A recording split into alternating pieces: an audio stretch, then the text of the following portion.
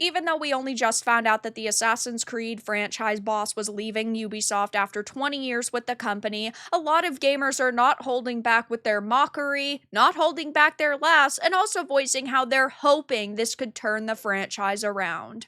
I have a few different things to show off, but before I get into the topic, if you enjoy the content I create, check out the links in the description, join the community in my live streams, and consider supporting through Patreon or YouTube memberships. Now, I, like many other people, used to really love Assassin's Creed, and I would love for them to go back to the good old days, return to their roots, and create high quality experiences again. But we know that most modern companies are shells of the companies that they once were, and it would be extremely hard for them to magically turn things around. And with the Ubisoft Tencent deal and their new as they're calling it, creative house Vantage Studios. There's a lot of people that think that this could turn out really well, that maybe they're going to fire the activists and hire talented, passionate developers again. I'm definitely a little bit more skeptical. I want to be optimistic, don't get me wrong, but we have been insulted far too many times by Ubisoft, especially over the past couple of years. But now that we have the news that the franchise boss is departing Ubisoft, there are some people that are saying, I hope this means good things to come, and I hope that this could actually lead to a positive situation. But a lot of gamers are pointing and laughing at this happening. When you are somebody who has insulted our hobby and insulted your customers multiple times, yeah, you're not going to get people running to your defense and saying, oh my gosh, I really hope that things turn out well for him. Like, that's just not what is going to happen. So I had done another video on this, it will be linked down below, but the Assassin's Creed franchise boss Mark Alexis Cote has departed Ubisoft after a career spanning more than 20 years, IGN understands. The news comes just 2 weeks after Assassin's Creed, Ubisoft's biggest brand, became operated by Vantage Studios, the separate business entity formed by Ubisoft with a 25% stake from Tencent that will also now oversee all future Far Cry and Rainbow Six games. Ubisoft staff were informed of the news this afternoon via an internal email which discussed the need for Vantage Studios' leadership team to be aligned with its core goals. IGN understands that he was offered a role as part of Vantage Studios' leadership, but declined. Now, this is somebody who, yes, has been with Assassin's Creed and Ubisoft for a very long time, and you would think that somebody who did previously work on the good games, they would want to keep around, but that's not the case. Now, we have heard that Assassin's Creed Shadows didn't do what they wanted. We have seen multiple times over the months them trying their best to avoid releasing sales figures. They have released 5 million players, but that doesn't mean hard sales.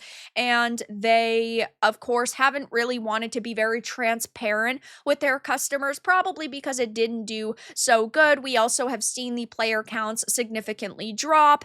The developers lash out at gamers. Ubisoft make a multitude of mistakes, not just with Assassin's Creed, but Ubisoft in general, Skull and Bones, X Defiant, Star Wars Outlaws, and Shadows. And it looks like he either was, yes, just sick and tired of them constantly being under scrutiny and making lots of mistakes. Maybe there is more to it, that he didn't agree with any of the decisions that were being made for some of their upcoming titles, and he said enough is enough. We don't really know, but the Vantage Studios co-CEO had said that he was disappointed in this decision and that the former leader had his own expectations and priorities related to Vantage Studios' creation and future. Following the organizational restructuring announced in March 2025, he has chosen to pursue a new path elsewhere outside of Ubisoft. While we are saddened to see him go, we're confident that our talented teams will carry forward the strong foundation that he helped build, and he has been with Ubisoft since 2005, so definitely a very long time, but it looks like enough was finally enough. Now, I personally don't think that this Ubisoft Tencent deal is going to go super positively. I don't see a way that they could easily save Assassin's Creed or Far Cry or Rainbow Six. I don't see a way that they could make gamers gamers happy with 1 or 2 releases, especially when you know with Assassin's Creed, they are making a Salem Witch Trials game, which allegedly, of course, take it with a grain of salt, the lead character is going to be a lesbian, but we also had just heard that they reportedly canceled a Civil War era Assassin's Creed game amid Yasuke backlash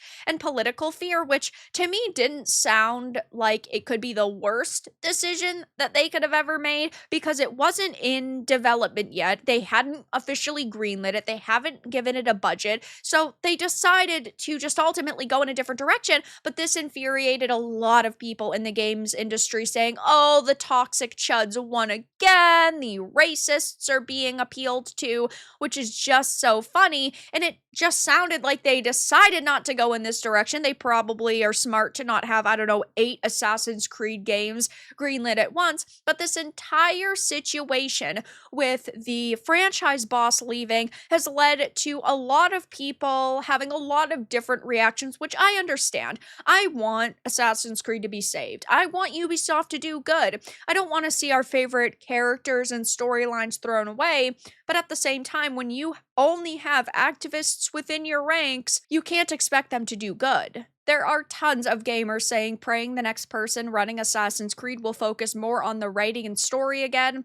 Hire somebody that actually knows and cares about the sci-fi conspiracy lore, not imitating every trend. And this is a major problem with a lot of series now, is that they dumb them down and they try to make them standard, basic experiences that large audiences will enjoy, which then means they're sacrificing what made it special and unique in the first place. And I think that they need to go back to the drawing board and stop streamlining entries and stop trying to make them appeal to a major audience. And it's okay if you don't make $8 billion every single game. It's better to have a game that is special than have a game that goes forgotten. Got his ass fired, didn't have the same ring to it. This is the best news we have received for the franchise. Hopefully they will make better gameplay.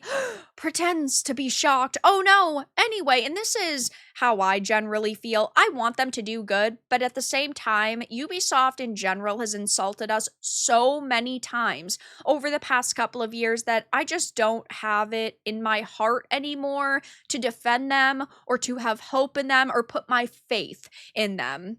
Even assassins outlive their creed. Reboot the whole damn thing, it's lost all direction. Not worried at all. AC declined with Shadows, hate to say it, but I'm looking forward to what Vantage Studios is going to do with it. I would love if Ubisoft made a vampire game, would be dope, or a true game in godly form. I guess Shadows was so successful that he had to leave, which of course is so hilarious because they have been trying to convince us that Shadows has done so good, it's one of the best-selling games of the year, and you guys are all just bigots and sexists and racists and all of these different ists and phobes because you don't like it. But it's fine if you don't like it. Not every game can be for everybody, but at the same time, clearly a game like Shadows wasn't for everybody given it didn't sell.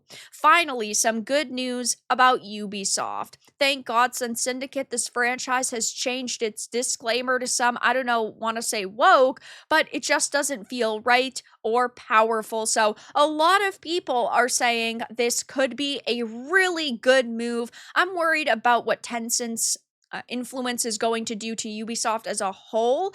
I wonder if they're going to over monetize games and they're going to change the way games are made, and it's just going to be pumping out mediocre products and it's going to be quantity over quality. Who knows? But with the departure of the Assassin's Creed franchise boss, a lot of gamers are saying this could potentially be a really good move, but a lot of gamers are also pointing and laughing at how epically Shadows had to have failed for it to hit this point. But that's all that I really had to discuss in this video.